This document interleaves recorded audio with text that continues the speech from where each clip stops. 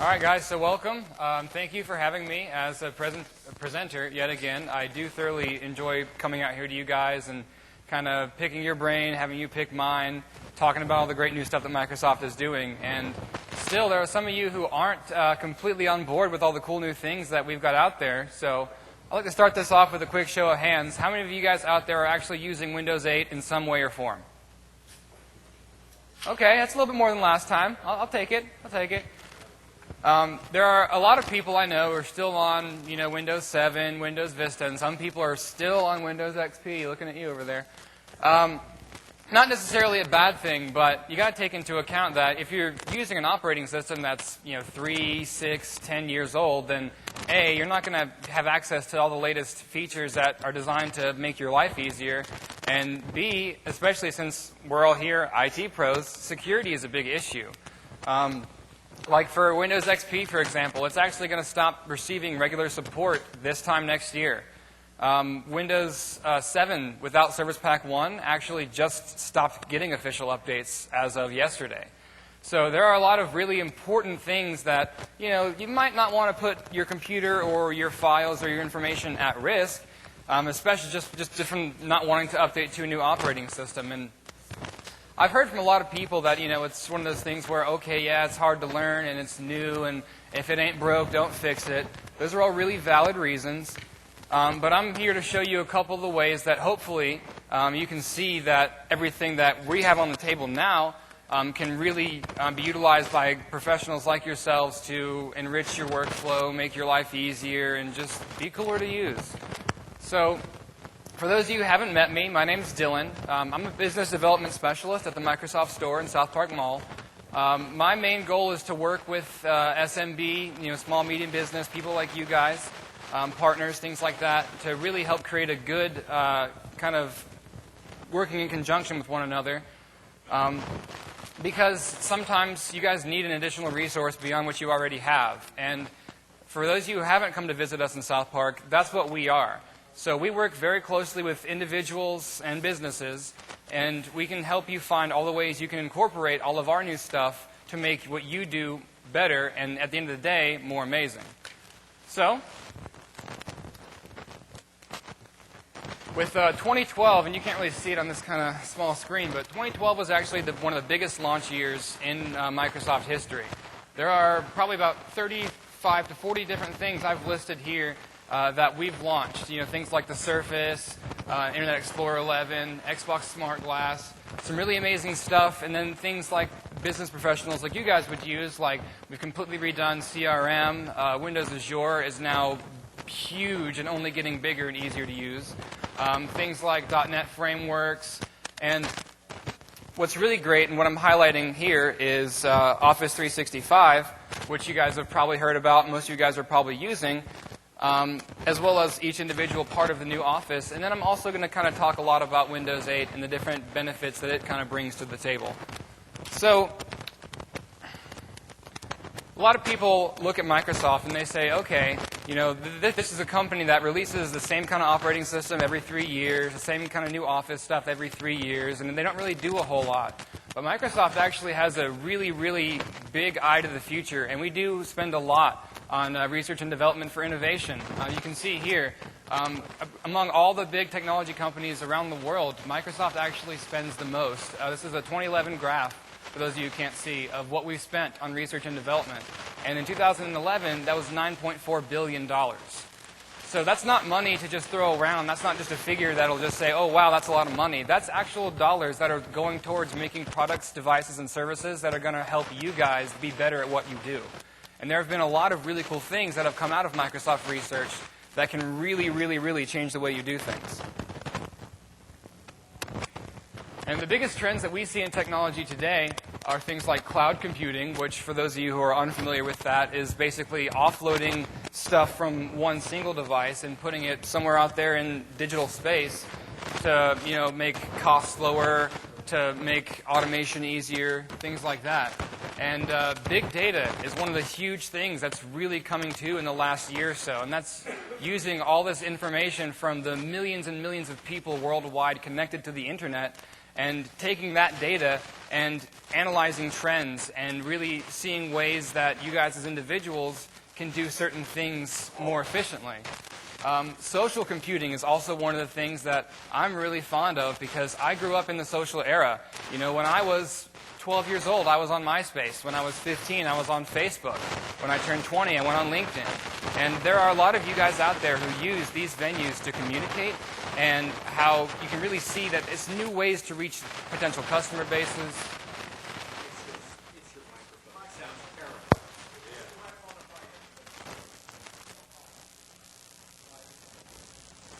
Better?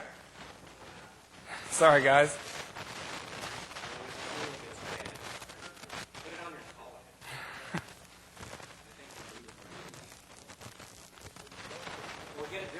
Yeah. All right, is this good for everybody? Okay, sorry for the interruption. But social computing is one of the really dynamic and effective ways that you guys can really connect with both other professionals and your customer bases and use those tools of social engineering to really impact the things that you do every day. Like the Carolinas IT Pro Group is on LinkedIn and Facebook and Twitter. And if you used to have to subscribe to a newsletter to get regular updates, but now you can turn on your smartphone or light up your laptop and just in one click see what's new and what's going on and be very connected. The natural interaction is something that we at Microsoft are really, really proud of, and that's probably one of our biggest investments, is that we're taking ways of interacting with computers and making them more human and more natural. Because when personal computing first became a thing, it was all about mechanical interaction. You know, punch cards, diskettes, later on mice and keyboards. But now we're moving into an era where those have pretty much become antiquated. I mean, they still have their uses. You know, every bit of technology always will. But, you know, why would you want to sit at your computer and have to, you know, type out a couple lines of code to get something done, when now you can just as easily use something like Windows 8's voice control to just say it and have it do it for you. With natural interaction, we're looking at completely new ways to interface with devices like, you know, with Windows 8 being built for touch, or things like pen input, which we tried to get you guys on in Windows XP tablets and nobody liked it, but we're bringing it back. We really got a huge push behind that. And things like I mentioned, like voice. And the big one is ecosystems of computers, because now we're in a connected era.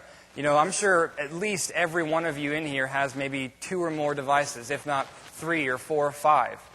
And when you have all of these computers as part of one ecosystem and one family, then you're going to enable yourself to be a lot more productive and work a lot more easily, and in my case, help keep your sanity.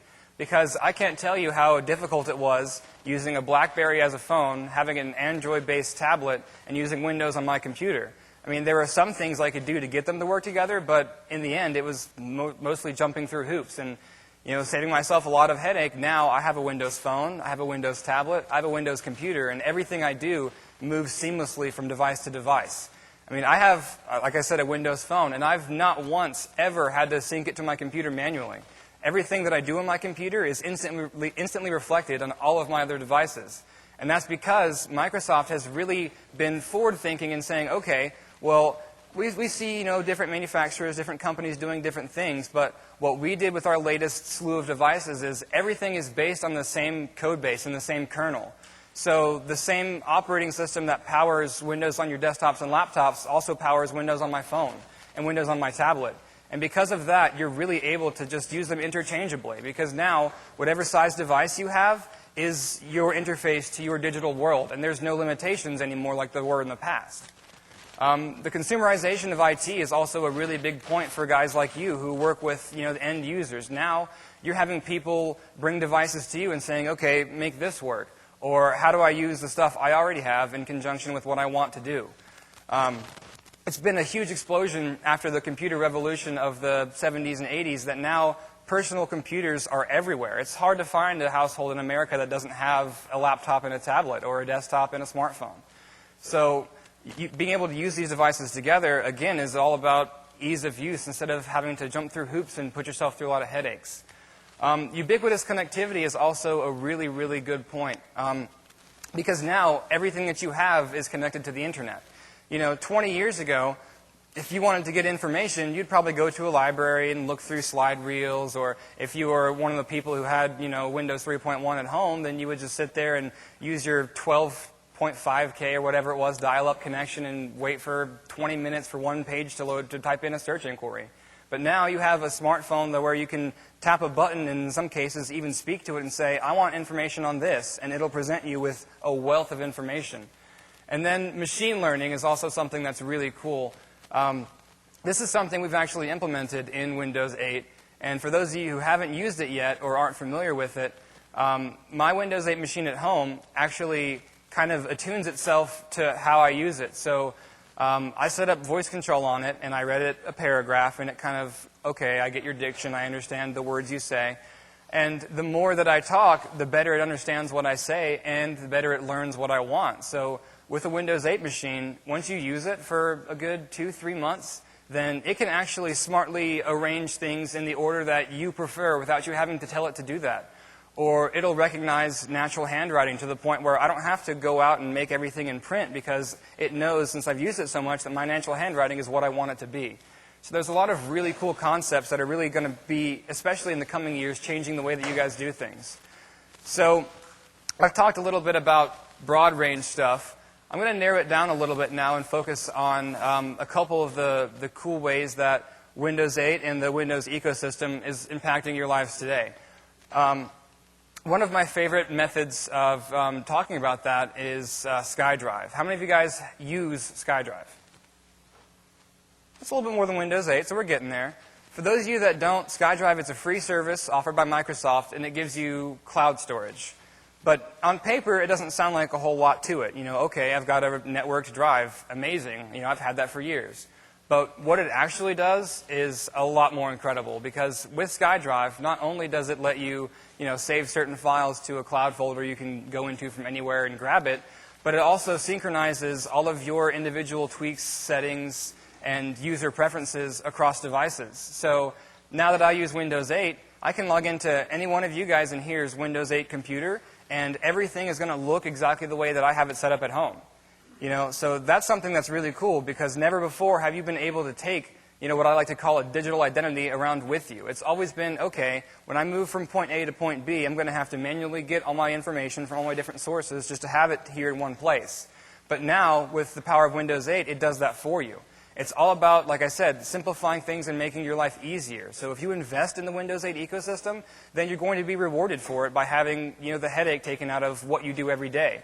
Just the simple fact that I can go from, my Microsoft store in South Park and Charlotte to Nashville, Tennessee, and instantly have all of my business contacts and records right there without having to manually look for each individual thing or each individual person is amazing. And it has saved me personally, doing what I do, countless man hours of just wasted effort now.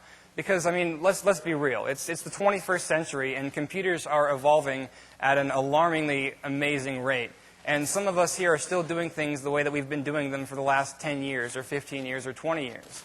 And by not adapting to this new flow and current of how things are done, in the end, you guys are only really hurting yourselves. Because, less time spent working means more time me doing what I want to do. I don't have to spend an additional 5 hours at home every night sorting through all of my information. I can actually spend time with my family and my roommates and friends and be social. So it's really cool to see all the ways, especially being kind of like an outsider myself. Before I worked for Microsoft, I was part of what I call the island. I was an Apple fanboy. I had, every generation of iPhone. I spent lots of money on iPads, iMacs, MacBook Pros, and I really enjoyed them for what they were because, I'm not going to lie, they're fantastic devices. But what I got frustrated with was the fact that I'd be spending thousands upon thousands of dollars of, what I thought was the latest cutting-edge technology, only to have to keep doing things the same way I'd always been doing them. I got maybe a prettier-looking machine that was maybe a little bit faster, but it really didn't change the way that I used it. And growing up around computers, that was frustrating because why would I want to spend X thousands of dollars on something that I could do when I was 4 years old on Windows 95 on my Hewlett-Packard at home, So Windows 8 is really one of those things that kind of takes that antiquated method of computing and it keeps it in there. You still have that option, But it also includes the new way of doing things, which is, instant on, always connected, and touch-centric.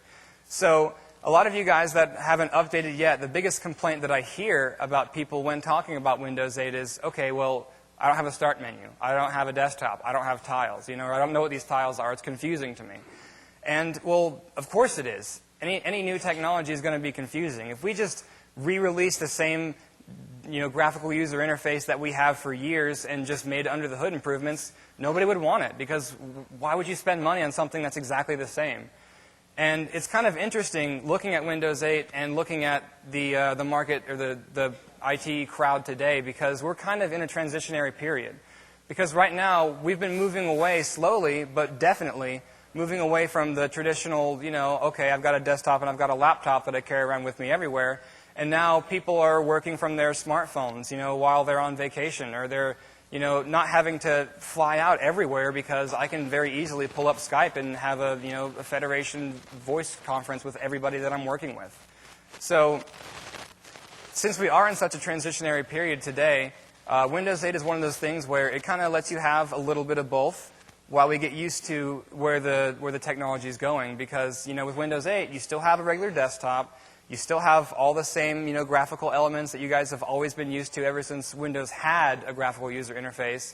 But now we also have things like, like I mentioned earlier, like text recognition or voice recognition and touch controls. Because realistically, why would I want to carry around a laptop and charge it with me everywhere, because I'm only going to get 4 hours of battery life, and probably, have to have a huge laptop stack around my back and, lug around something that's going to weigh 5, 10 pounds, and I'm going to have to be constantly tethered to something, when I can just as easily and more effectively work from something I can hold in one hand and, walk and do or talk and do. So I want to take a break for a second and kind of get a feel for where you guys are at. I like to do a lot of Q&As whenever I speak. So anybody who's had, maybe something that I mentioned that you want a little bit more information on, or something that you're a little bit more curious on, please, I encourage you to throw a hand up and talk about it. Nothing? We're all experts here? What's up? I just upgraded to the Windows 8 Pro. For some reason, I just can't get the apps to work. On the new start interface. Mm-hmm. When I'm looking at them, they flip up and they show me information like they're supposed to. But when I go to click on that particular tile, it just hangs. So it's just, going around the center and stuff. And I did a reinstall. I've done all that. All the things I heard. So I know what's going on. Well, in that kind of individual case, it's probably some kind of hardware or software configuration. I would gladly talk to you after the presentation, take a look at what you got, and see if I can help you out. Does anyone have anything they want more information on, like less technical stuff or more, broad range, like things we can talk about? Sorry to pick on you. Anybody else? Yeah.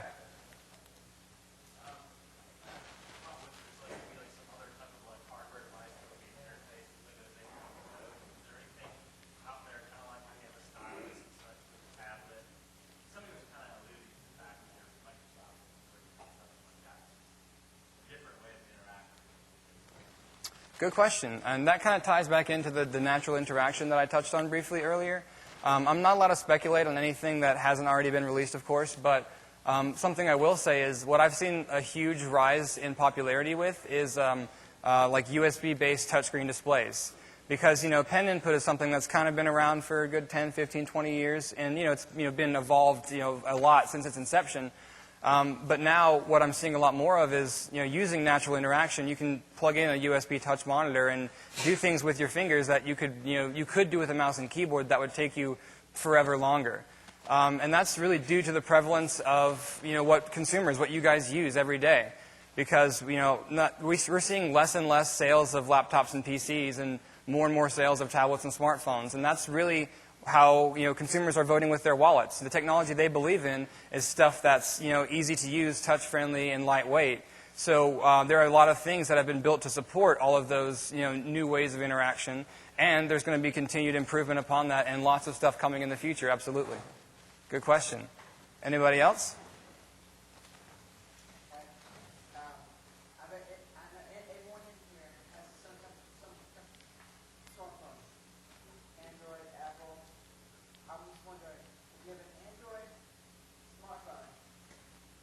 Tablet, which runs through Google, and Google runs through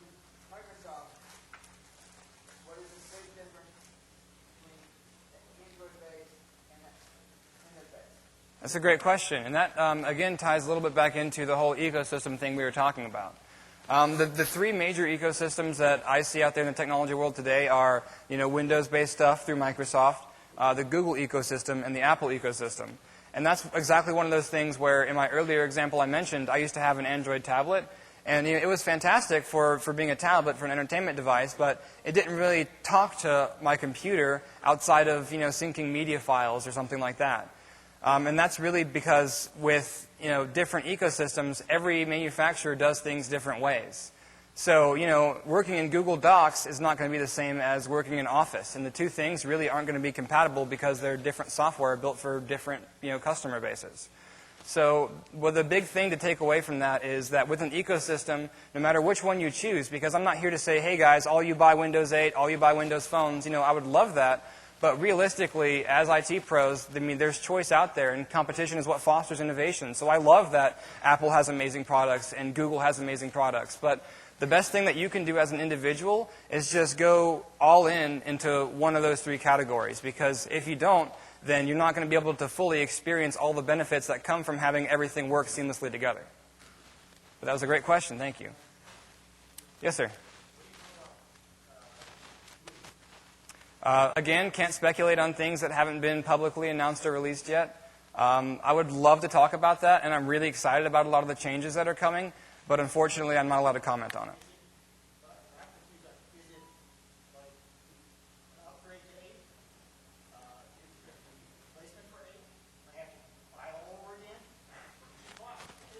Right, and I understand those concerns, and I can tell you that in regards to will I have to buy it all over again, the answer to that is no.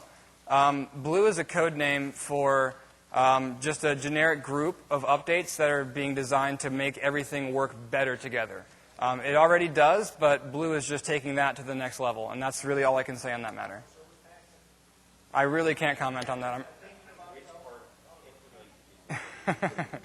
Yeah, like I said, if you want to talk one-on-one later on about it, off the record, I would gladly kind of shoot some ball there, but I really can't say anything publicly about that. Thank you, though. Anybody else have any questions?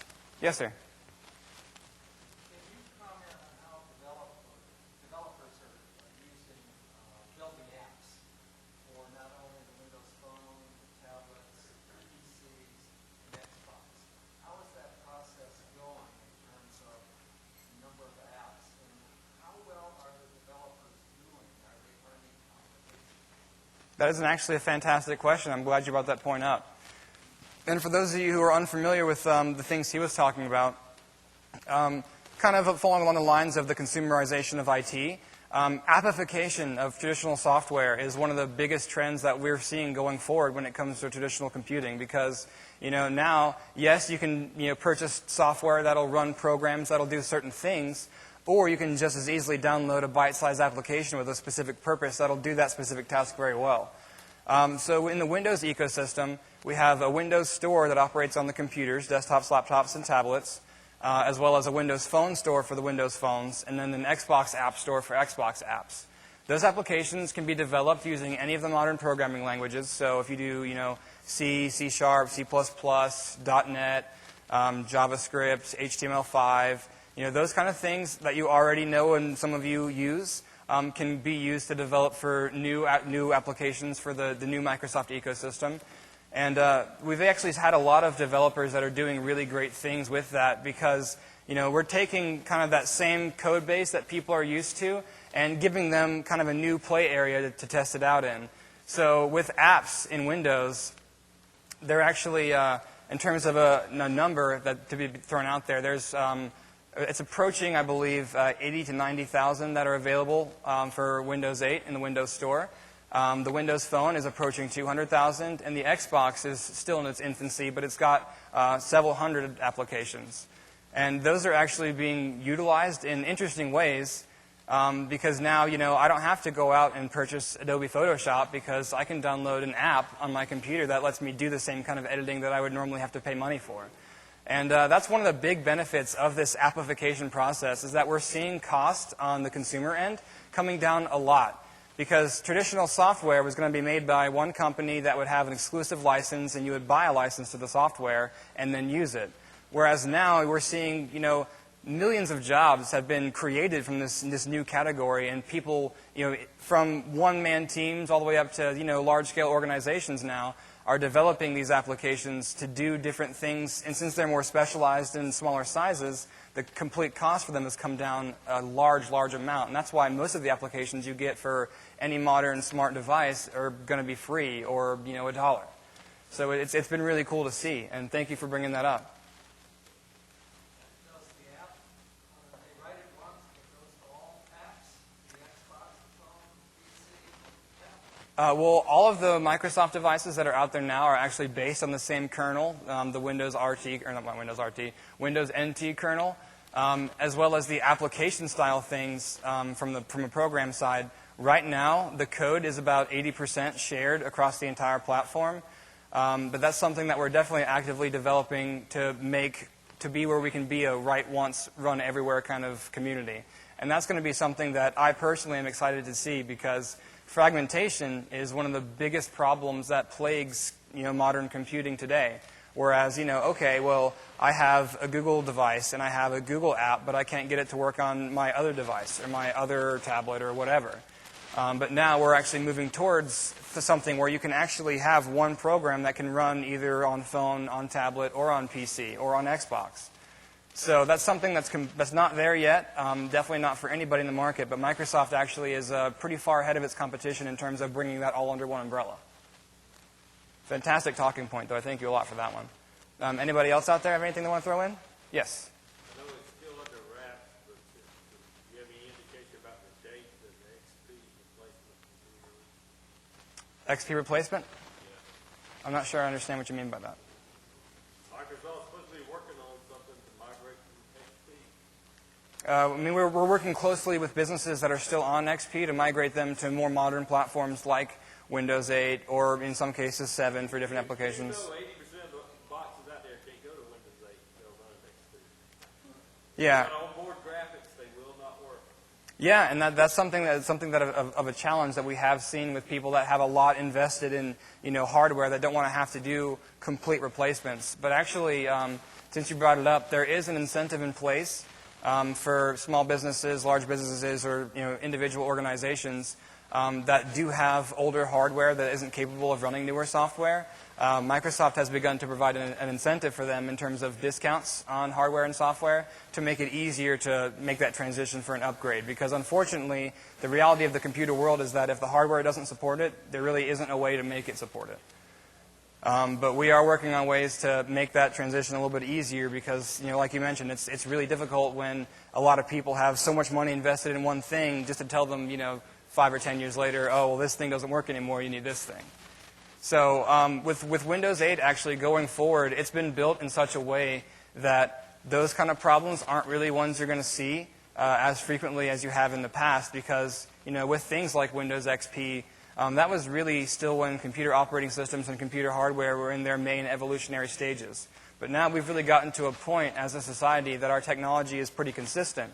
So once you upgrade to a platform like Windows 8, Windows Server 2012, you're not going to have the same kind of hardware migration issues you did in the past. Thank you for bringing that up. Anybody else have any curiosities they'd like to share? Yes, sir.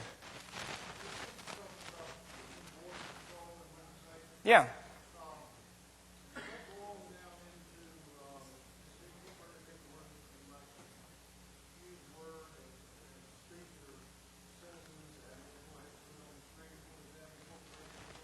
Yes, that kind of integration actually is present in Windows 8. There are two different ways that voice control works. One is manual and one is automated. So, for example, I have mine to work manually, and for those, or automatically, I should say. And for those of you who have used Xbox and Kinect before, you can do things like, Xbox power on, and the Kinect will hear that and power your Xbox on. Or, Xbox launch Netflix, and it'll do that. That kind of voice control is actually what the automatic version of that is in Windows 8, to where, I don't even have to touch my laptop anymore. If you have a password, obviously, that still has to be entered manually. But, I'm at a point where when I get home, I can say, computer, launch Xbox Music, play the Beatles, and it does that. And then in terms of integrating it into specific software, Voice to text recognition is something that's kind of always been in the computer world, but not been very well integrated. It's usually been like individual software suites. But now, if you want your computer to type something into a text box for you, you can say, enter text, speak it, and then it'll recognize it and implant that for you. So it is something that's present, and it's actually really cool if you get a chance to try it out. I highly recommend it because, a lot of us here, we're interested in seeing technology evolve and seeing what the future is, but, not all of us realize that era is here, because how cool is it now that I can talk to my phone and my tablet and my computer and my television through my Xbox, and it does what I say. I mean, that feels like Jetsons age stuff, Being able to say, go to Bing.com, search for red pandas. Red pandas are the most adorable animal on Earth. I always use them as an example, by the way. Or, saying something like Xbox, who's online? Or talking to my phone and saying, make a note, I've got to pick up milk on my way home.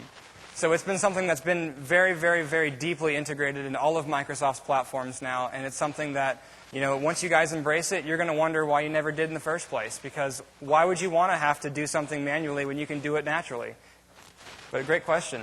So right now it's about 7:15. I appreciate all the questions you guys have had so far. We're going to do a short break for a little bit, and I'll come back in the second half with another presentation and another Q&A session. So thank you guys for this first half, and we'll get back in a minute.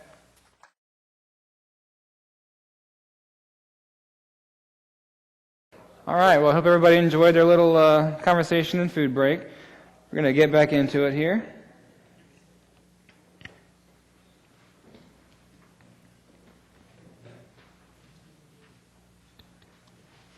Here we go. Okay, so for the second half, I'm going to switch gears a little bit and kind of move from talking about the whole broad range ecosystem type stuff to more localized stuff on software. I'm going to touch up on a little bit on the new Office, but it's also going to incorporate a lot of interesting external information too. So I hope you guys find this interesting. We'll go ahead and get started. So, talking about trends, that's something that I talked about a lot for the first half. For the second half, I'm going to talk about trends that impact the way that you work. So, for devices, I know a lot of you guys can't read the text. I'm just going to read from the slide. Excuse me, I know it's rude. But there's going to be 1 billion smartphones out there in America by 2016, with about 1/3 of those being used for work purposes. And then about 82% of the world's online population engages in social networking, which kind of ties back into a little bit of the Facebook, the Twitter, things that I touched on earlier as well. And about 39% of small and medium businesses are going to be paying for cloud services at some point within the next 3 years. So these are some pretty significant trends because they represent a big paradigm shift from the traditional ways that we've worked in the past. Bring your own device is a concept that a lot of businesses are wrestling with now. Excuse me. And that's because people are starting to use their consumer IT devices and wanting to take them and use them in the workplace. And as IT professionals, for a lot of you guys, it's your responsibility to find out ways to make those things work in a business scenario. So what I'm going to talk about and touch on here is kind of how Microsoft takes a look at all that little information. With Microsoft, our vision is that using Microsoft devices and services, you're going to have the best experience on whatever device you're using. Plus, my big thing is that I always talk about is cloud on your terms. Being able to kind of hybridize stuff between traditional, local server-based stuff for businesses and also, external hosted things. And then we also offer the best-in-class solutions for a lot of the big individual categories that businesses engage in, like messaging, voice and video chat, content management, enterprise in a social setting, and reporting and analysis. So I'm going to briefly introduce the concept of a modern office.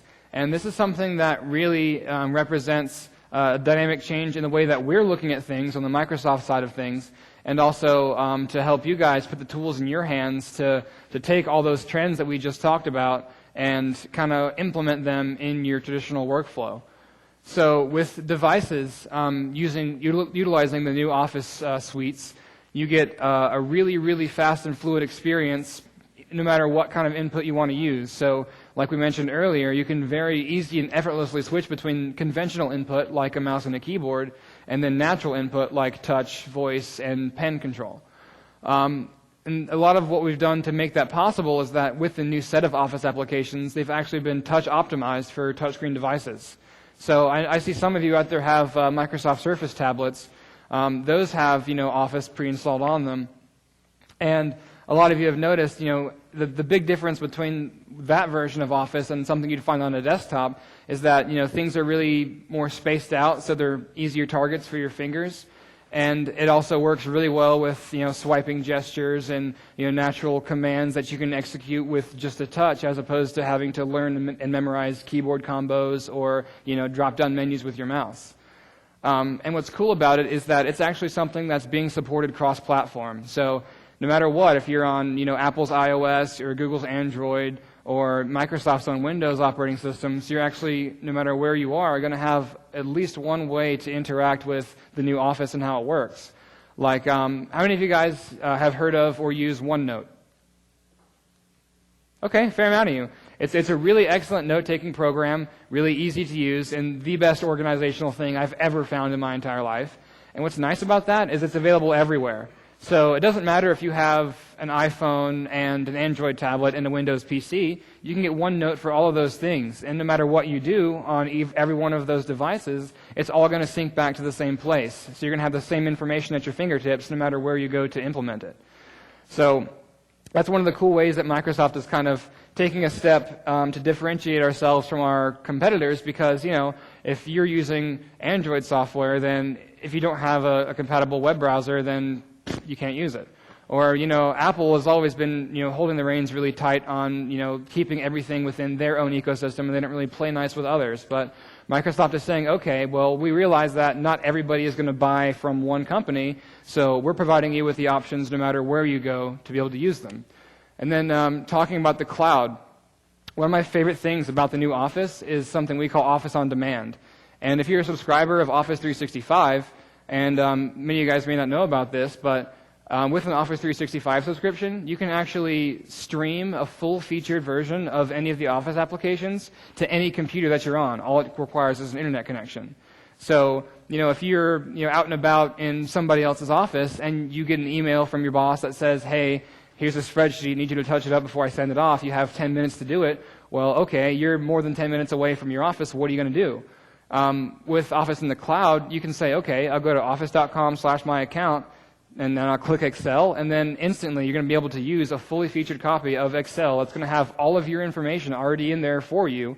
And then when you're done, you click the X button in the corner and it goes away. It's like it was never there.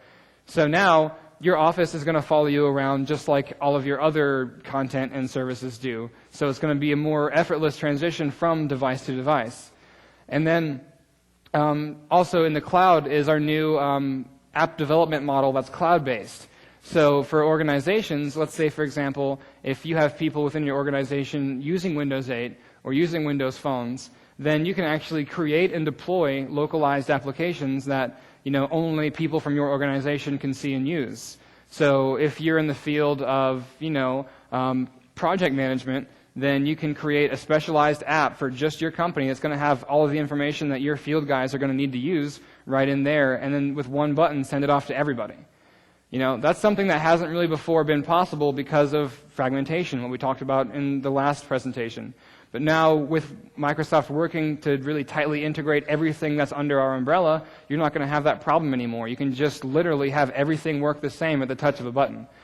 And when it comes to also the hosting side of things, with Office 365, a lot of your traditional expenses, like having a localized server within your organization to host your web and your email and your Exchange and your SharePoint, a lot of that you can actually offload directly to Microsoft now. We have data centers that are all across the United States and the rest of the world. And what's nice about them is they're backed by a 99.9% financial service level agreement.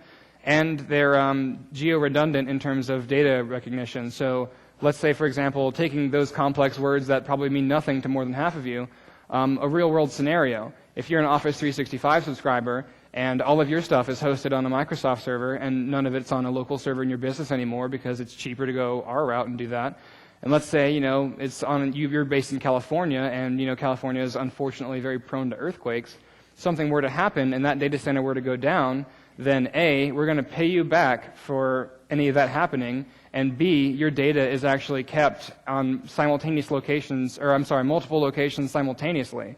So even if your server where all your stuff is hosted goes up in flames, then you're actually going to have all that data still there somewhere else, so you're not going to lose any of your information.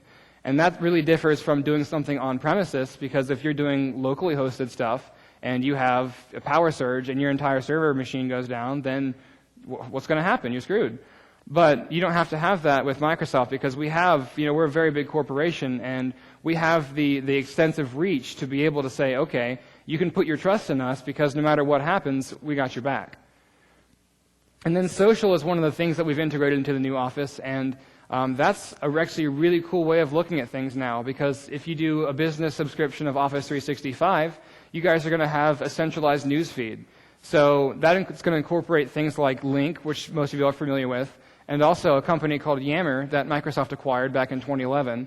And what that does is put every individual member of your organization into a social group that's completely separate from, a Facebook or a Twitter or a LinkedIn account. So that way, you don't have private information or sensitive information being available to the public eye. But you can say, if I'm, again, using my example of being a project manager at a company in California, I can very easily post an internal status update saying, I hope my field techs are doing their job, and they're going to see that instantly, and then they're going to be like, okay, well, I guess I better be doing my job then, because he's got his eye on us.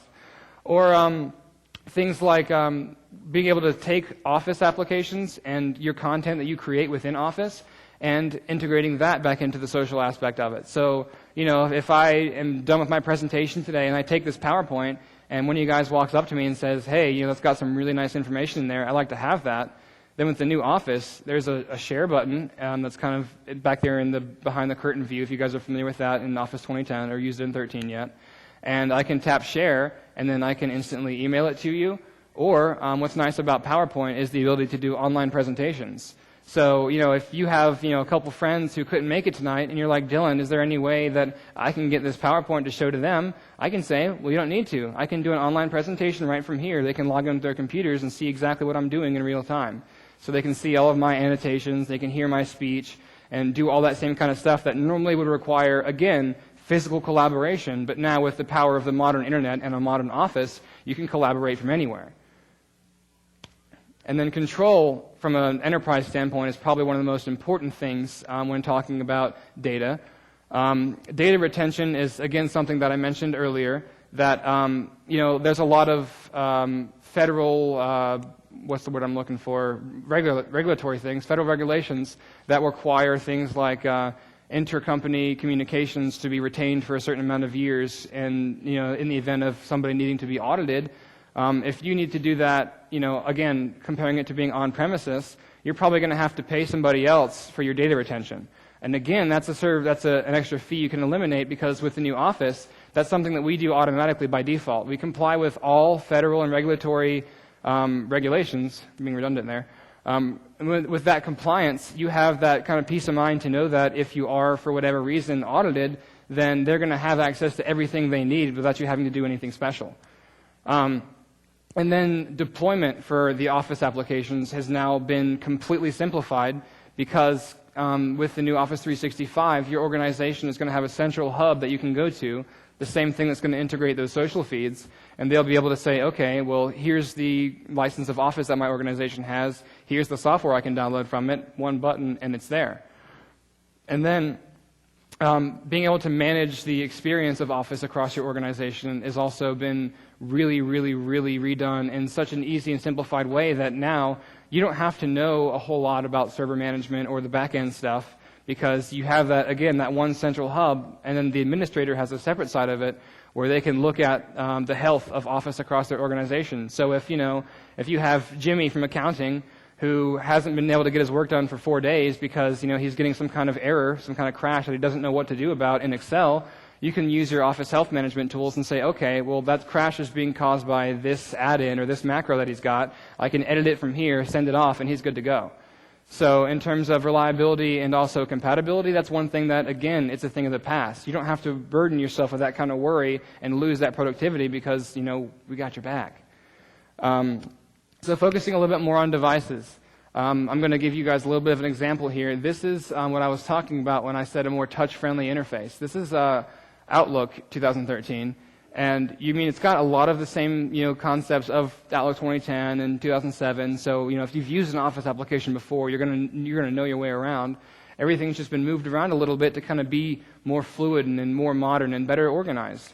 So now you have a nav bar down here that is a lot easier than saying, okay, somewhere along the top I got to find where my schedules are, and then I've got this appointment here, and so on and so forth.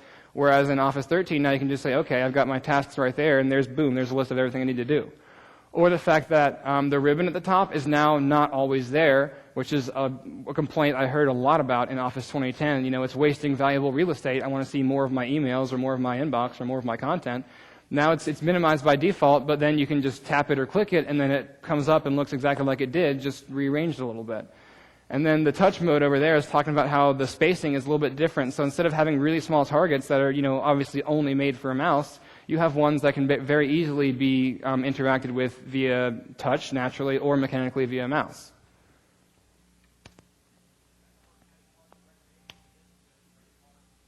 And the experience that we're talking about is always going to be best on Windows 8, because Microsoft has a saying, and it's going to be first and best on Windows. So what that means is that while you're going to be able to access Office from anywhere, any device, you're going to have a better experience with it on Windows, and Windows is going to be getting, a lot more of the stuff before other platforms would, because obviously that's our baby. So we're going to develop for that and make sure that everything that you do in Office on Windows is going to be the top-notch experience of using Office. So this is talking about PowerPoint and how it has a presenter view, and unfortunately it's not something I'm using on here because, it's not running Windows 8, guys. But one of the cool things about this is that with Presenter View in PowerPoint, I can see whatever slide is being projected right here in the main area, and I can see all of my notes on that slide right there on the right-hand side. So if I didn't prepare adequately enough and I don't know what to talk about, I can write some notes and I'll see that. But all that everybody else would see is only this main interface, and then I can use a stylus to annotate directly on the screen, or my finger, because it's a touch device. And you have more precision when I'm talking about, making certain figures more noticeable or highlighting certain information. And then, again, being able to do that whole natural, pinch and zoom. So, I want you guys to focus on this bar for a second or this bar for a second. And then being able to quickly and easily say, okay, focus here and then back to main. Focus here, back to main. So it makes it, again, simplified and easier to use. And then this is talking about OneNote, and OneNote is awesome on Windows 8 because it's actually been redone into a modern app. So you can see that with Windows 8, you don't have all that visual clutter that you had in past versions of Windows. Everything there is really well organized, but there's no wasted space. So that white space, that's your drawing board, that's your ThinkPad. So go there when you want to enter information. And then everything is just really conveniently and intelligently organized to help you navigate around whatever you're doing. So, now in OneNote, you just tap the screen and you get a little radial menu that's going to have all of your options there. So instead of, again, having that huge ribbon across the top of the screen, wasting your real estate, it's hidden until you need it. And then what's cool about OneNote 2013 is if you guys haven't upgraded to that yet, you have the ability to directly put in there information from Word, from Excel, from PowerPoint, from any of the Office apps, to where you can actually have a live spreadsheet with macros and plugins operating within the OneNote app. So your information is going to remain consistent across applications. And now I'll talk a little bit more about the cloud. So streaming Office applications is something that I talked about briefly. But now all it takes is, logging into that organizational account, so Joe at Contoso.com or whatever. And then you have one button, install software and connect to cloud. So no more do you have to worry about, okay, I have a volume license for Office 2010. Here's Jim's volume license, here's Mary's volume license. You pass it out individually, relying on your individual employees to install and manage their own software, whereas now they can do it in a no-hassle way, and you can manage it just as easily.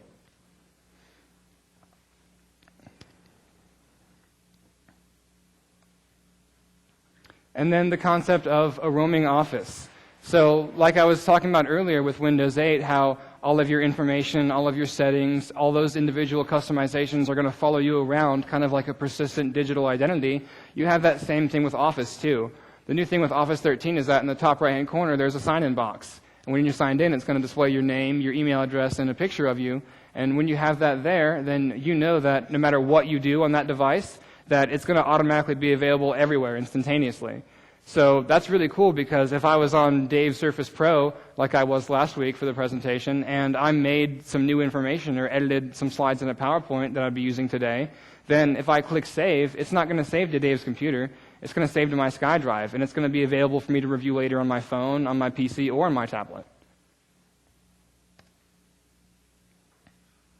And one really cool thing that it does also is being able to pick up where you left off. So back to that example I just gave, if I added those new slides and I was, maybe on slide 28 of 47, and if I reload my place, 10 hours later when I get home, I'm going to have that train of thought be disconnected. I'm not going to know where I was or what I was doing.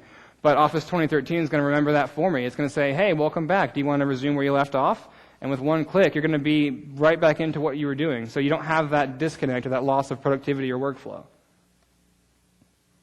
And then saving to the cloud. And with SkyDrive Pro, that's something that with Office 365 for Business, you're going to be utilizing. That's going to more or less kind of be like a SharePoint. But instead of having to navigate within a web browser, it's an app. So with SkyDrive Pro, you can just literally go in there and see all of those documents that your organization, that each individual has contributed and wants to share. And then talking about the cloud app model. So this is Excel 2013, and this is talking about national parks. So, I guess I'm in Parks and Recreation or something. And what I can do here is I can take this information, and the new Office is contextually aware. So I'll highlight everything that's relevant to me right now, and I can click the Bing Maps app, and it's going to plot out all of those different locations for me. And that's really cool, because since it's also in the cloud, then anybody else in my organization who views that same document is going to get that same level of integration. So they'll open it up, and not only they're going to see a list of all the parks, they're going to see a visual representation too. And that's a lot of what Excel 2013 has been designed to do, is give you new ways to visualize your data, because, human beings, we're very visual thinkers, and numbers and letters can only tell you so much. But with new ways of visualizing your data, you can come to new conclusions and be able to really glean a lot of new information out of it, more so than you were able to before. And this is talking a little bit more about the applications and how they live in the cloud. It's boring stuff. Enterprise-grade reliability, and that's a little bit of what I talked about earlier. So the data, again, is replicated in geo-redundant data centers, so you're never going to be without the information in the event of a failure. Something we didn't talk about was risk mitigation. So what's nice about having Microsoft Cloud Services host your information as opposed to doing it on premises is that you're going to have, the world's most brilliant computer minds all working for you. You don't have to go out and outsource and say, hey, I need to pay this IT guy, $20,000 to manage my server, because you're paying Microsoft $20 a month to manage your server for you. So you're going to have more powerful tools in your hands for less money. And as guys like yourselves, you can kind of pass that value on to your clients and say, okay, now by going through me, since I'm a partner, I'm going to be able to, eke out a better deal for you that's going to save you money while at the same time keeping you profitable. And then talking a little bit about the social integration. This is that shared newsfeed I was talking about here. So, the employees within the organization, if you've ever used a social network, this is going to be very, very familiar looking to you. You can tag people, you can like stuff, and you can have hashtags. So that's going to really help collaboration, because, if I'm in a big corporation, with people all across the world, like Microsoft, then if I'm trying to build a PowerPoint to display to you guys tonight, but I don't have all the information because, I'm not Albert Einstein, then I can post on my shared newsfeed like, hey guys, does anybody have any information I can share with the IT pro group about X topic? And then I can hashtag that topic, and then all across my organization, people who are experts at it are going to be able to see it from that hashtag and say, oh, Dylan needs information on this. Let me send it to him. Boom. And that's as easy as it is. And then commenting on collaboration. What's cool with Office 365 is it allows live document collaboration. So across your organization, you can have different people all working on the same thing, like, an accounting spreadsheet or a presentation, a Word document. And then everything they do is going to be very cleanly documented, and it's going to do so in real time. So if we're all looking at a document together here that we're talking about, meeting notes, and then somebody else is transcribing what I'm saying as I'm saying it, then you're going to see who did it and what they type as it happens. So again, that's going to be able to save money, save time, and make things easier to work with and use. And then video conferencing, again, is one of the biggest burgeoning trends that we're seeing in business, because why would you want to have to drive across town to have a meeting with somebody when you can say, hey, here's a link, and let's do some HD video chatting. So it's going to be just like they're right there in front of you, only you're not going to have to leave your office and lose that productivity. So you're going to be able to have all of your same technology at your disposal without losing that productivity or interrupting your workflow. And then you can utilize that in tandem with other things in Office like OneNote and do live collaboration there. So you can take meeting notes or share information in real time without ever having to put pants on. And then what's really cool about Microsoft's acquisition of Skype is that we've really kind of worked that into our family of products to make it easier to have that level of collaboration and communication. So now you can seamlessly go between different businesses talking to each other, or different businesses talking to consumers even, because, hey, if I'm a realtor and you want to take a tour of a house, then I can give you a live presentation online through PowerPoint 2013. We can have a face-to-face discussion about anything you're curious about.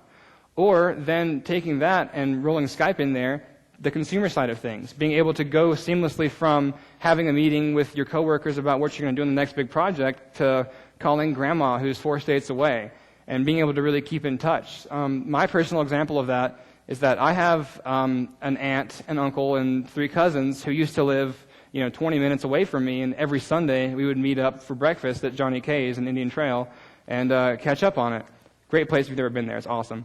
But I kind of lost that because 3 years ago they all moved to California. So obviously I'm not going to be able to drive 3,000 miles every Sunday just to have breakfast with my family.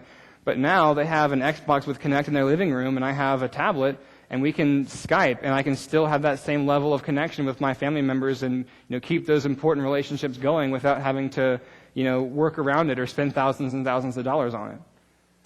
And then last thing, talking about control. So I talked about data retention. So all this information right here, this is in Outlook 2013. When you're using that, it's actually going to display all of your details that you need for security right there in every message that you do. So, if I'm using Outlook 2013 and, I'm in a business-to-business sales, and I'm like sending a letter to my boss who wants to, have a business contact and he wants to buy something, if I type in, this is, Joe Schmo and here's his credit card number for that transaction that we talked about and hit send, then Outlook's going to say, whoa there, you can't do that. That's not allowed. There's federal regulations against that. And it'll actually notify me and stop me from doing that, making that mistake, potentially saving me thousands and thousands of dollars. So that's a little bit more about how, smarter apps can really take a look at what you're doing as you're doing it and save you time and money. And then with the deployment being so easy for 365 now, if you're upgrading from a past version of Office, you don't have to uninstall it to reinstall the new version. The new version of Office actually works side by side and just seamlessly replaces the Office that you're already using, so you don't have to go through that whole process and headache of reassigning documents from Word 2007 to Word 2010, so on and so forth. And you can still use your old Office applications just like you always did in conjunction with the newer ones. And this talks a little bit more about the management from the administrative side of things. This is the admin portal, and you can see managing the health of organizations. So I can see like, oh, hey, no issues here. But my Office 365 portal, I've got services that are having issues. So then I can go in there and click and say, okay, what's going on? And then very easily be able to fix them. So I make sure I have a consistent experience for all of my end users across my organization. So talking about the value of the concept of a modern office, being able to have that anywhere access. Since I have a Windows phone, I have a Windows computer, and I have a Windows tablet, that means that, if I'm at home spending, countless man hours making a presentation to talk to you guys about, then on the way here, when I realize I forgot 3 really important slides, I can say, whoo, and jump on my phone and put those right in there, so there's going to be no gap in my information. Or the collaboration aspect of it, using things like Link in Skype to have multi-party HD video conferencing in conjunction with live document collaboration. So it's going to reduce cost overall because you don't have to travel, you don't have to put pants on, all the other stuff we talked about. And then expressing a value to you guys as customers. It looks really professional to say, hey, I know you guys have used on-premise data storage solutions for the last 25 years, but what would you say if I told you I could save you thousands of dollars to give you better service by doing it off-premises and being cloud-based? That's a really great value that you guys as individuals in this field can communicate to all of your end users. And then the easy IT, the management being simplified. So now, I know you guys are really good at what you do, but not everybody can know everything. And this is going to reduce the need to have, hire on multiple people that have different specialized versions of knowledge for each specialized task you want to do, because with the easier IT management in the new Office, it'll actually really cleanly and easily organize that for you and express it in such a way that you don't have to have a PhD in computer science to know exactly what you need to do in each individual situation. And then, like I touched on earlier, the best value. It's simpler, it's easier, and it's cheaper. So there really isn't any reason to not do that. I mean, if I was one of you guys as customers and you told me, like, hey, you've been doing it this way for so long, but if we switch it to this way, you're going to get better service for less money, that's a no-brainer. And then it's going to be easier for you guys to make money off of that, too. So there's about 1 billion Office users that are out there in today's marketplace. It's obviously the de facto standard when it comes to productivity, and it's not something that can very easily be ignored. So if you guys have Office 2010 and you're like, oh, okay, well I've got 2010 and I manage it just fine, I don't need to do that. Well, yeah, that's fine. You can keep using whatever version of Office you want if you'd like, but upgrading to 2013 is going to be able to have that extra value both for you and your end user, and then look more professional on your back, because you're going to be offering all of your customers the latest technology, the latest information, and the most reliability.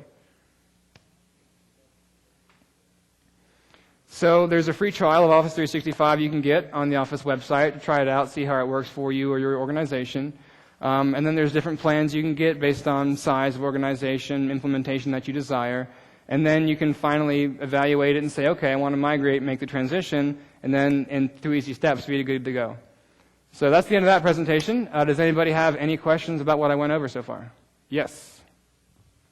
OneNote. You showed OneNote 2013, and the interface looked like an app. Right. That comes packaged with the app, with Office.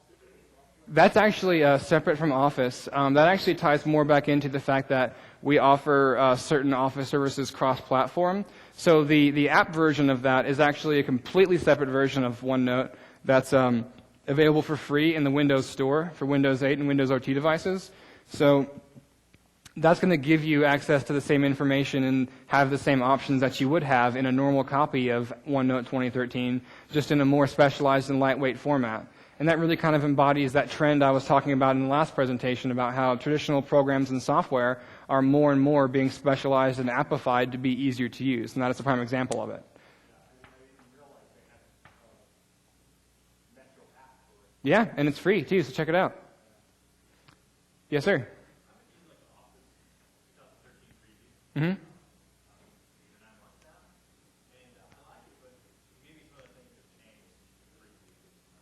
Oh, yeah.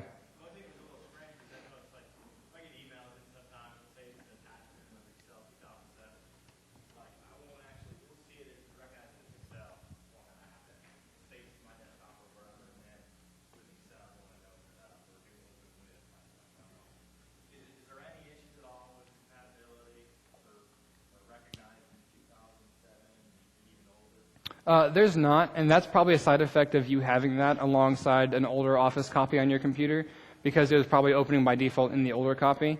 With release preview, then it doesn't automatically associate the file types to the newer version of Office, so that was just a side effect of that. But with the full install of Office 2013 using 365, then it'll recognize them instantly and open up directly in the new version.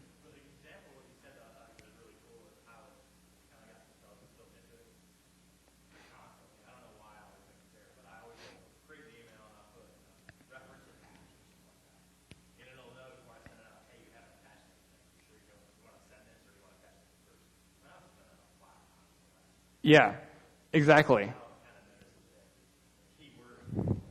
Yeah, the Office apps have become contextually aware. So just like he was saying, for those of you who didn't hear, if you're writing an email to somebody and say, look, here's the PowerPoint presentation from last night attached to the email, tell me what you think of it, and you forget to attach it and click send, Outlook is like, hey, you said you were going to attach something and you didn't do it. Would you like to make an attachment for the email? So just that level of contextual awareness just helps you look more professional and be more consistent with things like communication and productivity. Good point, though. Anybody else have any questions? Yes, sir? I have OneNote on my iPhone. Mm-hmm. I also have OneNote on the iPhone, again, being an app, it's going to be a little bit more specialized and not really have the full capabilities of OneNote on the desktop. So on your iPhone, you can make new notes, and whatever information you put in there, it'll sync, but you couldn't, for example, be able to insert an entire Excel spreadsheet into there or an entire PowerPoint presentation into there directly like you could with a full OneNote 2013 on the computer. So basically, limited functionality as opposed to the full software suite because it's an app. What can it do, the one on the iPhone? Could I put any document in there from my... It supports text entry, photo entry, and audio recording. But in terms of incorporating other information inside of it, like pulling from other documents or resources, no, it doesn't. But good question, though. Anybody else have any questions? Or anything they want to discuss? We got a couple more minutes. Yeah. Since Office 365 is entirely dependent upon the network, is Microsoft looking at any network analysis tools incorporated in the OS? Right now, it's not there. You don't know that the router, the modem, your wireless adapter in your device, there's no diagnostics built in right now. Right, and that's always something that's been handled by specialized software because, with as many different kinds of routers and ISPs and connection types that are available, there's literally almost an infinite number of combinations you could have for any given network situation. There's like I said, there's always been software available for it. It's not something that Microsoft builds into our services or makes, but you can get network analysis tools from companies like Cisco and Lynx that actually help you diagnose and apply fixes to localized issues. But as of right now, it's not something included with Office or Windows 8. Yes, sir. Would you address or reconcile for me the idea of SkyDrive and cloud-based applications with the notion that my office has that we own your stuff, you do not. And I, as an administrator, supervise your stuff, you do not. And you cannot take your stuff out of the office because of the nature of the stuff. And doesn't the cloud, in terms of storage, erode that concept? Otherwise, the administrator say, no, I don't want you to take this medical record and stick it on the cloud or walk out the door with it later. I sure as hell don't want it on your telephone. Right, and that's something that can be administered by group policy, which has always been present in distribution from the side of things, from administration. So you can exactly put permissions on each individual type of content. So, for example, if you don't want people to be able to access medical records outside of the office, then you can make that restriction. You can say only local IPs can access this content, external IPs cannot. And can you stream the applications, but you still use traditional home drives for storage? Stream it when you use home drives. I'm not sure I understand your question. Office 365, Mm-hmm. where does the application exist? Oh, it exists on your computer. So when I say that you can stream it, that's actually a feature, but it's not the default. So, like say for example, if you subscribe to Office 365 and you click install, it's going to actually install the software on your local hard drive, which you can then use even if you're not online. The streaming is just for if you're using a computer that's not your own per se, then you can have access to your same applications without having to physically save them. Thank you. Yes, sir. Access to 2013. You can password protect the file. Yes. Now, if you put it on a shared drive, how do you make it so that individuals can have access to certain parts of that access data? You can actually section it off, kind of like how, like in Excel, for example, you can have multiple sheets of data in the bottom tabs.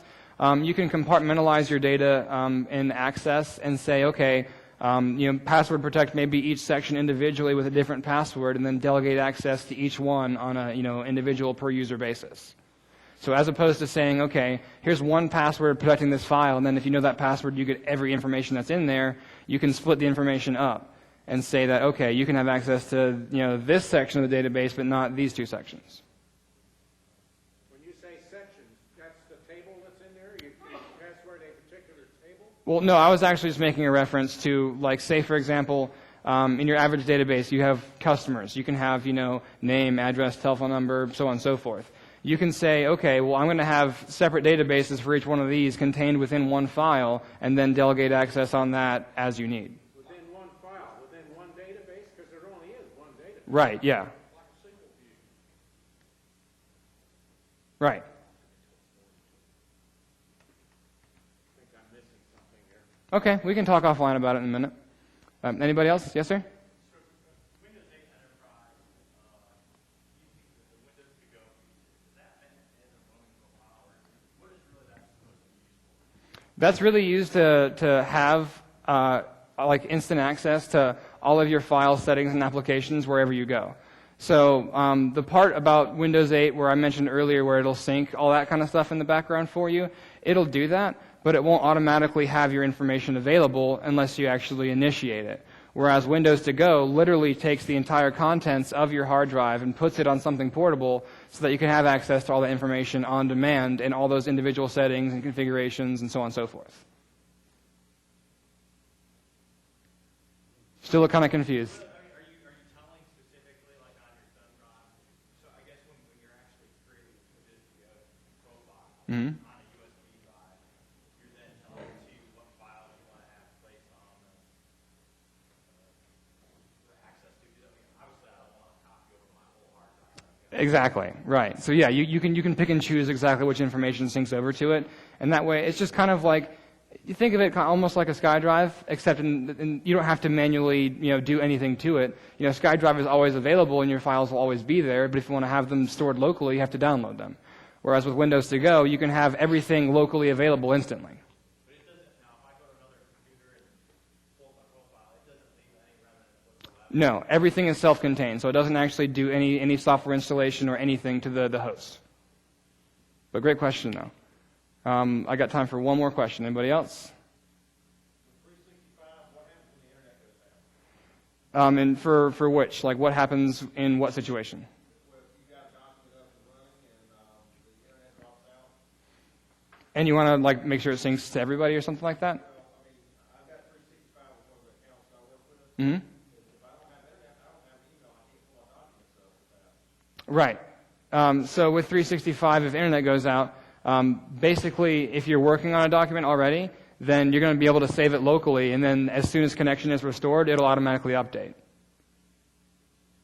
But I mean, in terms of, there's really no physical way for information you have locally to be shared unless you have an internet connection. That's just not possible. But good question. All right, well, thank you guys for your time tonight. Hopefully you learned a thing or two, and hope you have a great night. Thank you.